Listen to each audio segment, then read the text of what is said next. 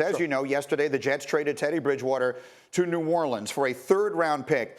And it really, to me, this is interesting on both sides. If you look at it from the Saints' perspective, are they now looking at Bridgewater potentially to groom him as Drew Brees' ultimate heir apparent? Brees is 39 years old.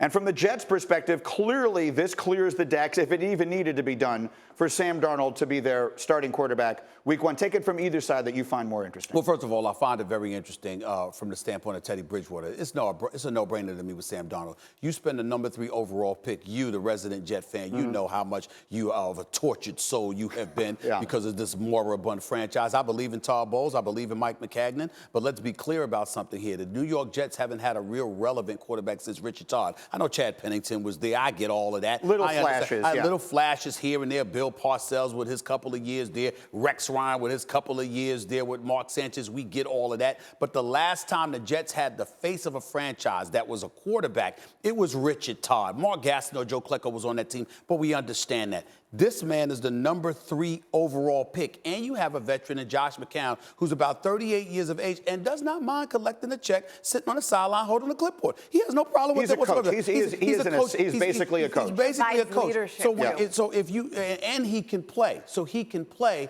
but he really doesn't mind not playing. He doesn't mind relegating himself to the role of essentially an assistant coach or a quarterback coach or what have you. That's your two-headed monster. Teddy Bridgewater wasn't going to fit in there. Now, you can make the argument they could have gotten more from him. I think the doctor hurt Teddy Bridgewater's stock. When you go publicly and you say, when I opened his knee and it was shattered all over the place, when you say something like that, you're going to have NFL officials really reticent about bringing you on board. Teddy Bridgewater is not going to go any place to be a starter. And even though you say that he's talented and he can play and he's a better than average player, let's remember that even though he's completed around 64 to 65% of his passes as a starting quarterback in Minnesota, he was relatively pedestrian. He wasn't a risk taker. He wasn't a game changer. What he was a game manager. So when you talk about him as a starting quarterback, it's not so much that he's so great. It's that other people will make mistakes. He won't beat himself. You respect him, but that is not a reason to assume he would be worth more than a third-round pick. Removing Bridgewater for the situation also removes that person who's breathing down Sam Darnold's neck, right? Remember last season, anytime Keenum made a mistake in Minnesota, they'd remind him, well, we've got Bridgewater over there. I mean, Bridgewater was warming up on the sidelines at one point when Keenum threw an interception, right? This eliminates the conversation. Darnold's going to have a lot to live up to.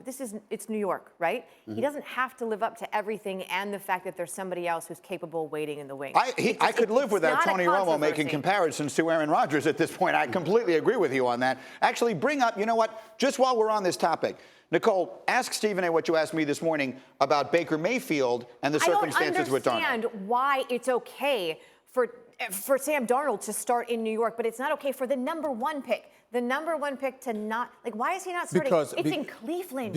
But that's your answer, because it's Cleveland. But the bar is so low in Cleveland. But here's the problem.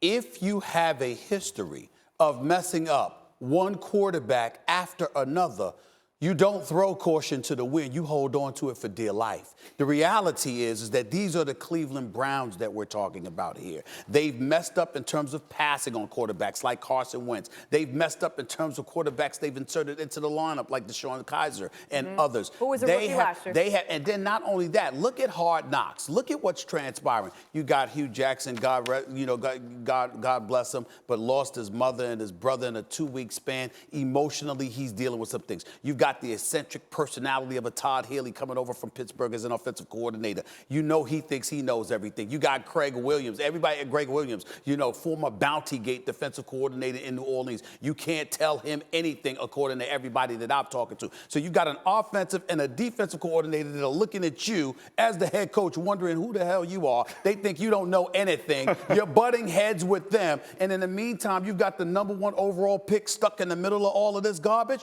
No, you pause, you take your time. Not only that, you brought in Tyrod Taylor for a reason. Baker Mayfield knows it's his. Everyone knows it's his. And by the way, he has that it factor that Tyrod Taylor may not have. But what you don't do is throw him to the wolves near the dog pound off Lake Erie when there is recent history alone that shows you, my goodness, they know how to get in their own way.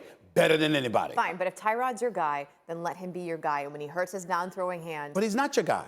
but he's your guy right now. Yeah, it's over for a few weeks. Who doesn't do that in the NFL? Happens all the time. Aaron Rodgers waited 3 years. 3 years. He shouldn't have had to wait a year. Brett Favre couldn't make up his mind when he wanted to retire. Okay? He shouldn't have had to wait at all.